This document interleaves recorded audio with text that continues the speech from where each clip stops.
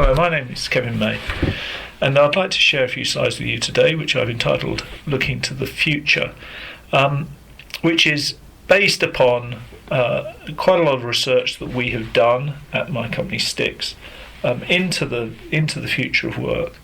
And it's intended to just give you some food for thought around some of the areas that are worth really taking full stock of as you consider what type of work you may eventually see yourself going into.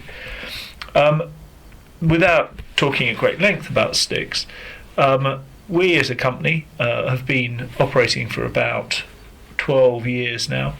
Started in Seattle back in 2009, and it came out of the advertising industry and really leveraged what the advertising industry at its best is all about, which is applying creative thinking to solving unusual business problems. And one of the problems that many businesses have found themselves wrestling with over recent years is the whole question of what to do with their people and what sort of work they need to give to people and how best to take advantage of what their people have to offer them. And so we have found ourselves spending a lot of time on a variety of different projects, looking into what the future of work might look like and how that may shape up from a number of different perspectives. But if I'm going to give you a presentation which is entitled Looking to the Future, the future is all about predictions, really. And so I would like to give you 4 key predictions, which I think are going to significantly impact your careers, not just in the immediate term, but over the decades over which, for some of you, your careers will unfold. I think the first thing that I'd like to touch on is the question of time. For the past 100 years or so, the world of work has been very much tied up with time. People have often been paid by the hour or by the week or by the year. And there is a convention around a 40-day work week, a 40-hour work week, spread over 5 days with a 2-day weekend, and depending upon your line of work, a certain amount of paid vacation each year. This is just a snapshot of where we're at this point in time in 2021 and have been for the last 50 or 60 years. I think by the time your careers have run their course, we will be at a point where people are working far fewer hours than they are at the moment, probably far fewer days. I think that we will inevitably get to a 3-day weekend. We might even, within your lifetimes, get to a 4-day weekend. And I think it will be much less about turning up at a certain time in the morning and working till a certain time in the evening, and much more about the quality of work that is done. So while there will be less time, the work will be more immersive. It will be a greater preoccupation within your life. There will be less of a clear divide between work and life. They'll bleed into each other. And the relationship that you have with your work will be far less transactional than historically it's been. It will be much less about doing work and getting paid for it, and much more about what role does your work play within the way that your life works. I think a second prediction would be it is highly unlikely that many of you will go into a single line of work and stay there for the entirety of a career. The likelihood, all the signs suggest that people are going to be having multiple changes, not only of jobs, but of the entire domain or field in which they operate, and possibly quite quickly in the early phases of their careers. It's there's a lot of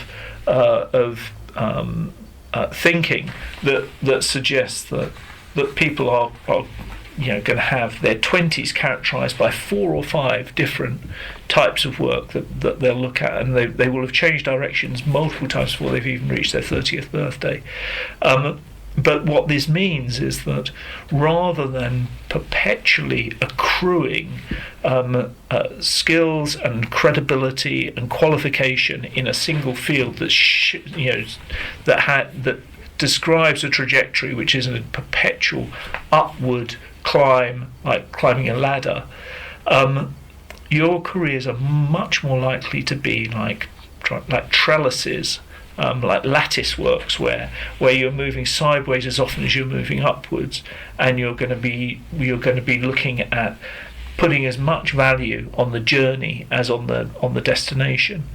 And it isn't going to be just about leveraging what you have already known. It's going to be about how good you are at perpetually learning and perpetually reinventing yourself.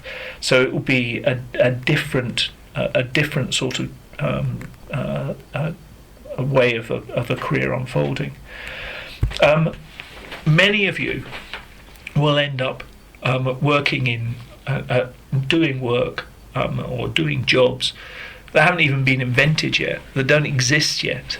Again, the data is variable on this, but there is some predictions that are as bold as suggesting that in 10 years' time, more than 50% of the jobs that will form the world of work will be things that don't exist as of today.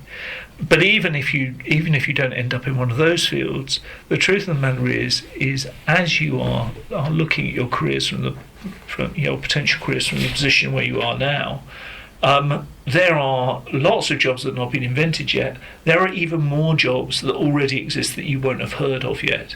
So it's important that you keep an open mind and you cast a wide net as you think about what you might end up going off and doing. And then the final prediction is that we will see ourselves in a world of much more evenly distributed opportunities, which is much more egalitarian. There will continue to be a big divide between in terms of wealth and poverty, but in the broad sweep, in the mainstream of working life, there will be far more opportunities that don't all accrue to the same personality types they've historically accrued to. So it won't just be about being a good self-promoter, being extroverted, being very bold and decisive and ruthless and sort of alpha-oriented. There's going to be a lot more room for the introverts, for the self-doubters, for the artistic types, for people who are more relational than they are transactional, for good collaborators, for people who are cautious rather than bold, for people who are gregarious rather than solitary. There are a lot of personality characteristics which it's now become understood don't designate a lack of value on the part of the person who's like that. It's just a different way of doing things. There's an excellent book by Susan Cain called Quiet that's been written, which is all about the success of introverts and how they contribute to the success of the world. And this is the direction in which everything is going, not because it's nicer or more politically correct, but from a pragmatic point of view. If you are running an organisation, you want to be able to maximise all of the potential that lies within your fold, and if you create an environment where only certain personality types are able to prosper, then you are cutting off the potential of a lot of those people. So I think those are four predictions that are worth mulling as you contemplate what you might do next with your career. Of course, one of the things that is going to create a backdrop to whatever you do, whatever field you go into, even if you do something which is entirely analog or manual or perfunctory, you will be performing that role in a world that has been redefined by the technological revolution. And the advances in technology that we've seen in recent years have fundamentally changed the way that work is done. a great proportion of working life, even among supposedly high accomplishing careers, is about leveraging particular skills and repeating them, and performing certain tasks over and over again. And what technology first and foremost has done is it's automated a whole load of that, and not just in factories, but in accountancy firms and in medical situations, and in the work that architects and engineers do. And so a lot of that very perfunctory stuff has sort of fallen by the wayside and is no longer part of the human world of work. And the amount of stuff that is now getting automated, and the quite nuanced facets of decision making that is being achieved by algorithms, is really very astonishing. But this isn't really reason for despair. It's just a reason for reorientation of what your aspiration is, because what always happens when there is change is that change will bring new opportunities, even within the privations and challenges and difficulties of the past 12 months that the entire world has laboured under with the COVID-19 crisis. There have been people who have done very well out of the pandemic, because there are certain businesses that have been able to change direction and re-gear themselves and take advantage of a changed reality. And so while a lot of people have had a tough time, there are some people that have done very well out of this situation, and the same is happening within the world of the technological revolution. But I think the thing that you need to bear in mind is whatever happens with technology, however great it becomes, there are some things that will always be best done by people. There are certain facets of life and of work that are fundamentally human in their being. These are, humans are much better at creative thinking, about coming up with ideas. Technology is fabulous to provide answers and solutions, but it's not so good at coming up with the best questions. It isn't creative. It isn't empathetic. It doesn't have the capacity to spot some of the more nuanced patterns that human beings uniquely are placed to do, and it isn't as good at reading situations and understanding how to where there's an opportunity to come up with a valuable innovation. And so there are lots of things that will always be best done by people, and those are going to be the areas which will give you the longest, the greatest longevity in terms of a prospective career. And I also think it's worth just mulling another ongoing truth that still abides even in the world of super technology. And that is, if you are running an organisation, whatever the organisation that you are running, you really only have two levers that you can significantly use to affect a change of direction or an ability to achieve the goals that you're setting out to achieve. And they are the money that you have available to you and the people that you have available to you. And that may sound very obvious, but the thing that makes this most difficult is the money side of this equation.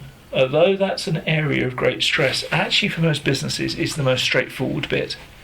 If the business is viable, if the endeavour is capable of sustaining itself, then the money will largely look after itself, because money is very liquid, it's accessible. You know where you can go and get it. You can go and borrow money, you can leverage, you can manage debt. There are all sorts of quite developed mechanisms for accessing the capital that you need, and lots of sources. And when you decide to leverage money, it's quite easy to make a plan for what you'll do with it and what that will achieve, and it's quite predictable in that respect. And these days, money is really very cheap compared to what it historically has been. One of the reasons why governments have been comfortable running up such extraordinary levels of public debt during the pandemic has been that it's actually quite affordable at the interest rates are currently available to everyone. But people is the opposite of all of that. People aren't very liquid. They're not. You can't switch people in and out at will. It's a laborious process. You don't know where to find them. They're not easily accessible. The mechanisms for getting people into place, whether it's getting a place at a school or at a university or an internship or a job or any place where someone is looking for people, the process is haphazard at best and is a sort of cobbled together amalgam of applications and written submissions and short interviews and chemistry tests and a bit of there might be a bit of psychometrics in there, but it's pretty rudimentary and it's pretty hit and miss. So the outcomes are very uncertain. And unlike money, making mistakes with people can be incredibly expensive. So for people running organisations at this point in time, the most critical consideration that they have is the people that they're bringing in. And it's worth you bearing in mind when you're contemplating what you might be doing, that this isn't just about you being a supplicant going cap in hand, begging for an opportunity to be allowed to offer what you have in exchange for an opportunity that you then need to be eternally grateful for. Employment is a combination of employer and employee, and it's a two-way street, and it's a relationship first and foremostly, and it's a relationship that transcends merely transactional exchanges. This is about people's trust in one another and people's belief in one another, and it's a fundamentally human engagement. And even for people who aren't planning on going into the world of regular employment, even if you're intending doing something really remote and really by yourself, if you want to be someone who farms sheep in the middle of nowhere, even in that situation, there is going to be a whole array of people that form your network, your supply chain, your customers, your distribution, the people that you have to rely upon, because the whole way that our economy is set up is now so complex that everyone is contingent on one another.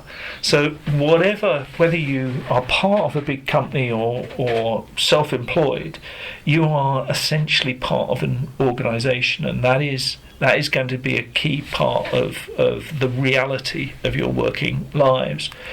Which brings me on to the whole question of what's the role of company? Company in the broadest sense of the word, company is the foundation of our economy. Arguably, the thing that has allowed the modern West and its economies to become as successful as they have been is that far more, that this is part of the world that culturally embraced the whole notion of voluntary cooperation between strangers much more quickly than certain other parts of the world, and built an infrastructure whereby all of these different individuals and different organisations were able to interact, and this is the world of nation states, cities and towns, and companies that we see today. We've just come through a brief 12-month period where lots of us have spent much more time by ourselves, sitting in offices alone or at desks alone, looking at a screen and being thankful that in very difficult circumstances we've been able to maintain a semblance of ongoing activity thanks to our computer screens and platforms such as Zoom and Google Meets. But it is a pale shadow of the real thing, of people having serendipitous, in-person, face-to-face encounters with one another. And the notion that we have somehow moved to a different era where no one is going to go back to their offices, where no one is going to want to live in a city anymore, where everyone's going to move off to some sort of rural idyll and live by themselves, looking at nothing else other than their own computer screen and their own wall, is, I think, frankly absurd. I think the last 12 months has been surprising because we have been able to achieve more than we probably imagined we could have done. But I think that in time things will return to much more like they were. I think there may be more flexibility than there was. But the reason why cities and towns and urban centres and companies will continue to flourish is because essentially without them no one is able to maintain being very good at what they do, because it is in real time that you actually learn what to do. When you start at a company and you get to understand how to do the work, it's not as a result of formal training. It's from being in the environment. Most of the most valuable learning that you'll pick up, whatever your field, is absorbed almost osmotically. It's by observing how people deal with different situations. These are the human factors, the tradecraft, the competency you will have learned already, but your ability to put that into practice will be honed by being in the environment and actually doing the work. And a lot of, again, if you're going back to that question of where are the uniquely human components of the work that I do, it involves ideas and creative thinking. And we get inspired. Very few people can find their inspiration just by themselves. Most of us gain our inspiration from being with other people, by seeing things, by spotting things, by having those moments and those conversations. The world of work is characterized in many instances by lots of meetings. Meetings are generally useless for most things. Very little gets achieved in meetings. The thing that is invariably most valuable in that world isn't the meeting itself, but it's the walk to the lift afterwards with someone, and the conversation you have about the meeting you just had, or it's the aside that you have with someone later in the day who's been in that meeting with you. It's much more serendipitous. You can't force this. It can't be scheduled. You can't say let's have a Zoom call at 3:00 on Tuesday and have 15 minutes of inspiring each other. It doesn't work that way. That works by people being in real time with one another. And another key thing about about companies is it's where you learn to calibrate. It's where you improve, because you actually get to understand what you do, the things you do, what parts of those are good and what parts of those are bad. And you get that as a result of being in an environment, seeing great practitioners do their stuff, getting feedback on the work that you've done, not once a year annual reviews, any more than the key piece of feedback back at school is your termly report. It isn't even the marks you get on your homework, it's the reaction that you get from teachers when you say things. It's the small moments of feedback that actually hone you into being as good as you possibly can be at what you do. And the past year has been hugely detrimental for lots of people in all of these regards. And yes, we've got through it, but I don't think that it's going to be something which we're going to want to persevere with ad infinitum. I think people are going to want to get back to their cities and to their companies as quickly as they possibly can do. Turning to yourselves and some of the decisions that you need to think about as you size up what areas you might want to go into, I think there are two key questions that you really have to think about. And the first is thinking about the actual work that you are intending to do. Not, do I want to be a lawyer, or do I want to be an architect, or do I want to be a doctor or a vet or a marine biologist or a trapeze artist.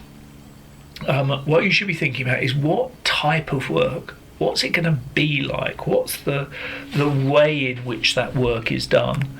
And there are a number of different spectrums that you should be thinking about. A key one is, are you more interested in doing something which is vocational or something which is more down the commercial end of the spectrum? Is there a purposefulness to what you want to do?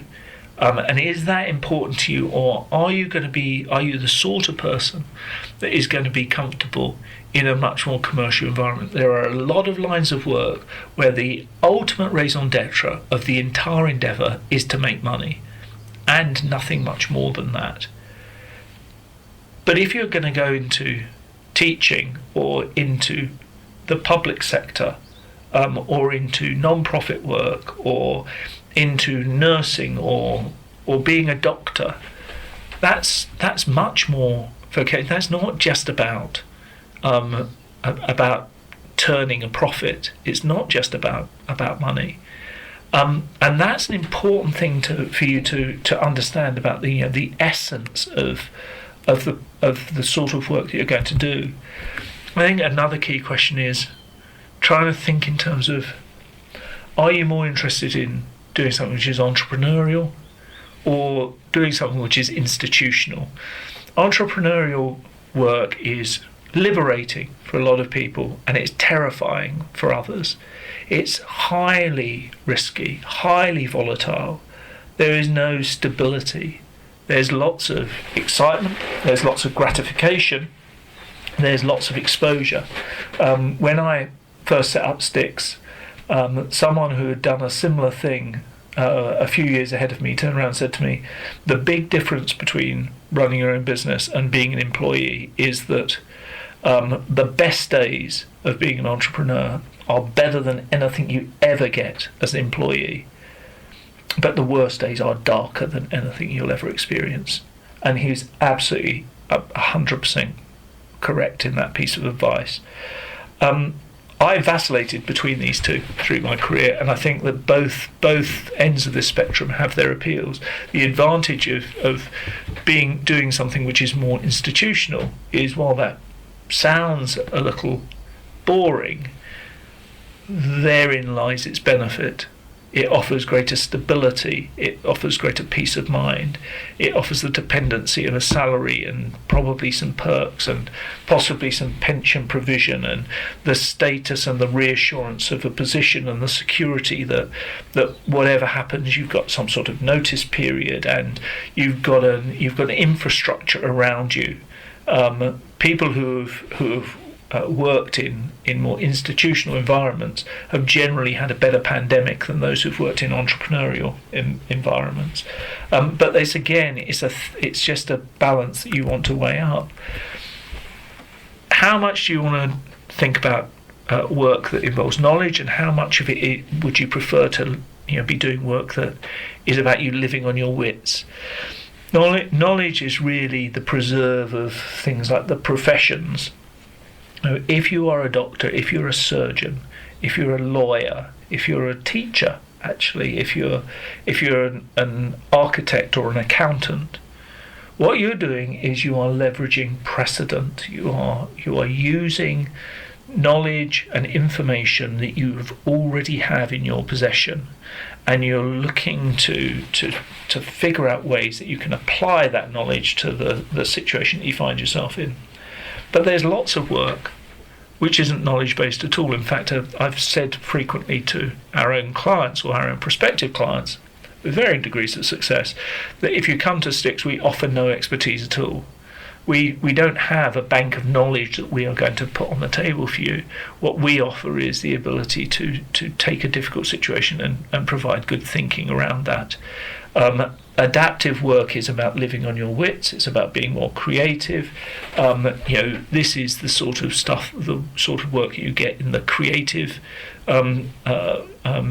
businesses, whether you're thinking of going into television or journalism or being a writer. Anything in the media, really. Actually, if you're thinking of going and becoming a detective or going into the police force, that's about adaptive work. That's about taking a situation, thinking on your feet, and dealing with that situation to best effect. A key question is, how much do you want to be a practitioner and how much do you want to be a manager?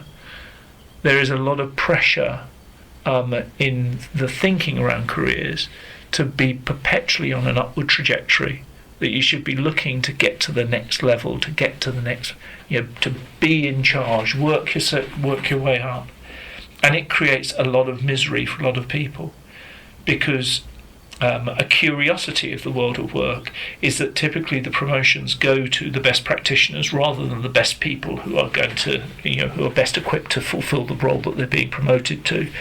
And when you get promoted, it generally comes at the expense of your trade craft practice, and usually means having to do much more people-oriented skill work. And some people are suited to that, and some people miss it. A good example again is the world of teaching. If you want to move up to a headship role or an administrative role within the world of education, you can do that from a grounding in teaching, but it means that you spend less time actually teaching kids themselves, and that applies in a huge number of fields. We've seen that in some work we've done with software engineers in Silicon Valley, people who just love to code, frankly. They are very geeky. They're very brilliant, but they're awful people. And some of them get promoted into positions where they're no longer doing much of the actual software work, not much engineering, but they're having to run teams and manage people, and they are bad at it and they hate it, and it makes them miserable. But there are some people who are much better managers than they are practitioners. The whole adage of those who can do, those who can't teach, is true in the world of work too. There are some people who are much better at getting great response out of others than they are of achieving the results themselves. So understanding where you sit on that spectrum is also important. Some jobs, notwithstanding my point about everyone being part of an organisation, some jobs are much more individual, and some involve working on a daily basis within a team. Very few people are complete islands, but there are lots of job functions which are basically for you to get on and do the work, and then you share it with others at the time when you've got that work done. There are other roles where you don't do anything unless you're doing it in lockstep with others, and understanding what suits you best. I think there's an analogy here possibly with sport. Do you prefer playing tennis or do you prefer playing netball? Because although they both have certain things in common, they are very different, because one is an individual sport and one is a team sport. And the final thought I have for this slide is this question of, do you want something that is scaled, or do you want something that is intimate? Do you want to be a part of a massive organisation, perhaps a pan-global organisation, with the opportunity to work on any continent in the world, with huge budgets and huge stakes in play, but a certain facelessness, a certain sense of being a part of a huge machine, or are you going to be more comfortable in a much more familial, intimate, close-knit environment where everyone knows one another and everyone's got each other's back, and there's a much greater sense of causality and one for all and all for one? I think these are key questions to think about in terms of what is the work that you are considering really going to be like along these sort of dimensions, and then marrying that to what you understand about yourself, because we've done a lot of work around what really matters to people when it comes to their work, and everything that we have been able to identify basically boils down to 7 key feelings. And these are feelings, these aren't thoughts, these are feelings. And the first is how much it makes you feel excited. Does this energize you? Does it is there lots of variety? Is there a sense of speed and dynamism and seat of your pants type ethos to the way the work is done? How much does it make you feel fulfilled? Is it purposeful? Does it actually achieve something that is you consider to be worthwhile? Does it align with your values and your aspirations, and what you think is important in the world, and what you've always hoped to achieve in and of yourself? Is it something that makes you feel proud? Is it something which you're happy to talk to people about, that impresses others and might even make them a bit envious? Is there whatever it is to it? It could be because the companies or the thing you're doing is big and famous and successful, or it could be that it's incredibly virtuous and does something really interesting or meaningful. How does where you're working make you feel in terms of how valuable you are? And this isn't a financial dimension. This is about your intrinsic value. Does it make you feel that you are contributing, that you're making a difference, that you're learning and growing and becoming not only a better person as far as the work is concerned, but a better person in and of yourself within the world, and enabling you to feel like you are moving in the right direction.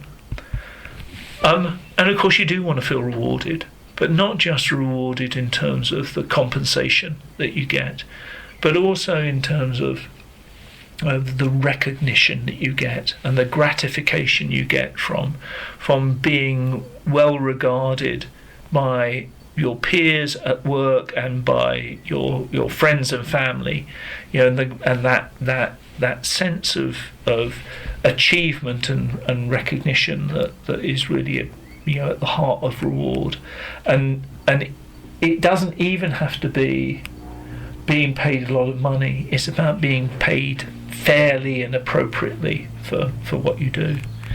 Do you feel safe? Do you feel that you've got a job that is perpetually under threat, or that you're in a stable situation where you can move forward knowing that in all likelihood your job and your hold on your job is good for the foreseeable future? And that's a very important component. It doesn't mean that you're dull and boring and unadventurous and you're not pushing yourself as hard as you can do. Safety is often a prerequisite for people excelling, for people to feel confident in the situation that they find themselves in. And then there's just a level of contentment. How you feel, how contented you feel, is really just a consequence of how much at home you are with the place where you work, how familiar it is, how the little things all work. And for some people this could be how far they have to walk in the rain on a winter's day to get to get into work, how far away they have to park, or whether the train station is a long way from the office. Whether there's good coffee and the availability of somewhere nearby for you to have get decent lunch. Is it somewhere where you can take your dog into work if that's important to you? These are all important considerations, and you have to figure out what's most important to you, again on the spectrum of what the opposite of all of these are, and where are you prepared to make compromises, and where is it important for you to be down the left-hand side of these spectra, and where are you more comfortable being further towards the right. The things that will feed into this are partially to do with yourselves and partially to do with the companies in which you and the environments in which you end up working. Some of them are to do with personal expectations that you'll have of yourself. That's very personal, and it's elusive. And you need to come to understand what your own aspirations are, and a lot of what I've been talking about in the past 42 minutes or so has been about you understanding your own aspirations and aversions. You need to understand the ethos, the culture. Every organisation will have its own culture.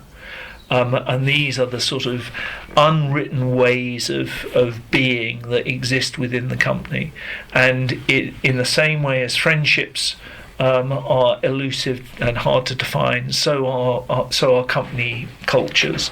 But you will understand whether you have a good fit or whether it's just not the right place for you. There will be more tangible things that will also operate at the group level and at the individual level.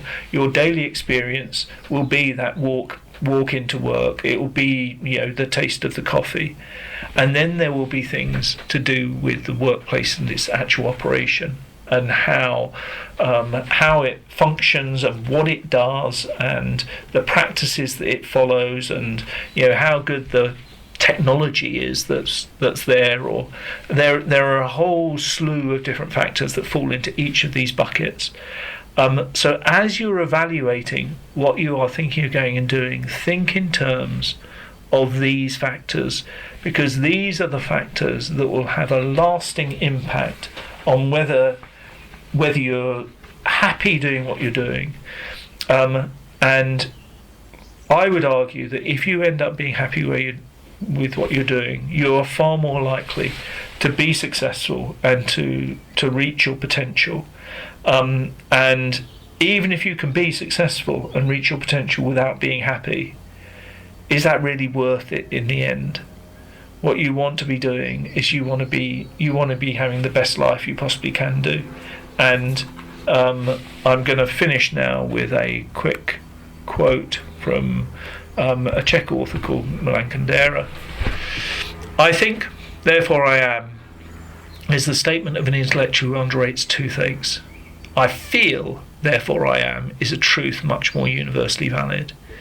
And underpinning all of what I've said to you this morning is that ultimately what you end up saying, what you think, and what you do, those are the three things that really comprise your behaviour, particularly, certainly as far as working life is concerned. Starts and springs from what you feel. What you feel drives your thoughts, it drives your words, and it drives your actions.